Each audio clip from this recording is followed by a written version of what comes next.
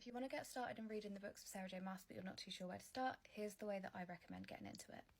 So first of all, we have A Court of Thorns and Roses. This is really easy to get into, the world's easy to understand, and it's a great starting point for getting into her writing.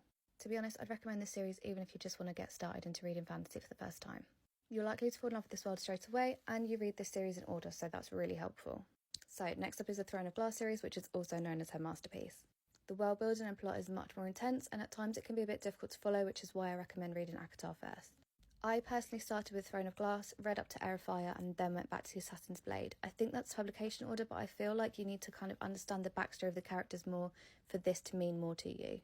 There's also a lot of discussion on how to read the last few books. I personally read them in order, so I went Empire of Storms, Tower of Dawn, and then Kingdom of Ash. If I'm honest, I found Tower of Dawn to be one of my favourite books in the series, if not my favourite, as it was easy to follow in mostly one location. But if you do want to end up reading them in tandem, save the video or screenshot this, and then it will help you with the chapters. And then finally, we've got Crescent City. As the third one's coming out this month, a lot more people want to pick this up, but whatever you do, I highly recommend you read A Court of Thorns and Roses before reading this. This is another one that's a little bit hard to get into, but once you get past the first hundreds of pages or so and you start to understand everything, it's so good.